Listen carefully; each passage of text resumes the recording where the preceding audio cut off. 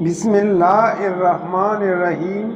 شروع اللہ کے نام سے جو بڑا مہربان اور نہایت رحم کرنے والا ہے۔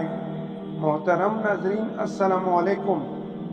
اللہ تعالیٰ نے اپنے برگزیدہ پیغمبر حضرت سلیمان علیہ السلام کو علم منطق الطیر یعنی پرندوں سے باتیں کرنے کا علم عطا فرمایا تھا۔ آپ پرندوں ہی نہیں چرندوں درندوں اور دیگر تمام مخلوق کی زبان بھی سمجھتے تھے اور ان سے انہی کی زبان میں باتیں کیا کرتے تھے۔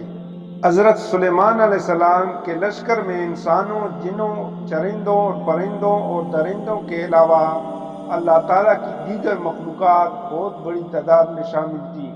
اس واقعے کو قرآن مجید کی سورہ نمل آیت 15 تا 19 میں بیان کیا گیا ہے۔ ایک روز حضرت سلیمان علیہ السلام اپنے عظیم الشان لشکر کے ساتھ کہیں جا رہے تھے۔ آپ علیہ السلام بہت رعب اور دبدبے والے بادشاہ تھے۔ یہی وجہ تھی کہ لشکر انتہائی نظم و ضبط اور ترتیب کے ساتھ چل رہا تھا۔ کسی کی مجال نہ تھی کہ اپنی مقررہ حدود سے ادھر ادھر ہو جائے۔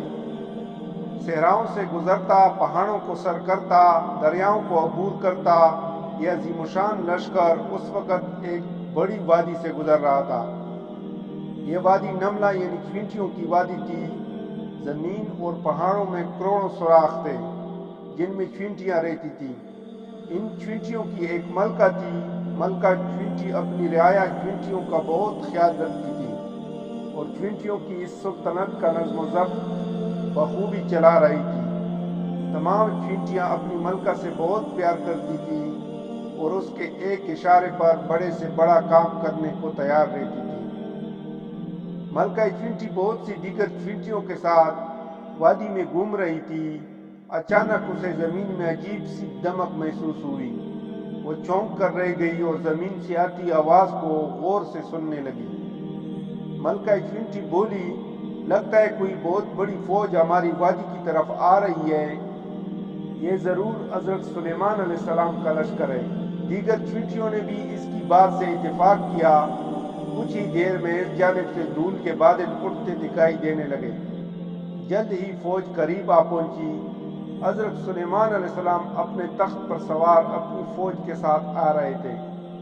چینٹیوں کی ملکہ نے چیخ کر کہا، حضرت سلیمان علیہ السلام کی فوج قریب آ پہنچی ہے۔ میں حکم دیتی ہوں تمام چینٹیاں اپنے اپنے بنوں میں چلی جائیں۔ حضرت سلیمان علیہ السلام ہمیں کوئی نقصان پہنچانے نہیں آ رہے ہیں، مگر انہیں کیا معلوم کہ تمہاری کثیر تعداد اس وادی میں ہے اور زمین پر رینگ رہی ہے، جو ان کی فوج میں شامل انسانوں اور جانوروں کے پیروں تلے روندی جا سکتی ہے۔ حضرت سلیمان علیہ السلام تک ملکہ چینٹی کی آواز پہنچ گئی۔ آپ اس کی بات سن کر مسکرا دیے اور ملکہ چینٹی کی سمجھداری اور اپنی رعایا کے خیال رکھنے پر اس کی تعریف کرتے ہوئے فرمایا کہ بے شک ایک بادشاہ کو اپنی رعایا کی حفاظت کا اسی طرح خیال رکھنا چاہیے جس طرح ملکہ چینٹی نے کیا ہے۔ پھر اللہ تعالیٰ کی طرف مخاطب ہوئے، اے میرے پروردگار، مجھے توفیق دے کہ میں شکر ادا کروں تیری اس نعمت کا جو تو نے مجھے اور میرے والدین کو عطا کی ہے، اور ایسا عمل صالح کروں جو تجھے پسند آئے، اور اپنی رحمت سے مجھ کو اپنے صالح بندوں میں داخل کر۔ ناظرین، اسی امید کے ساتھ اجازت دیجیے کہ آپ کو ہماری ویڈیو پسند آئی ہوگی۔ ملتے ہیں بہت جلد نئی تاریخی، تحقیقی اور معلوماتی ویڈیو کے ساتھ۔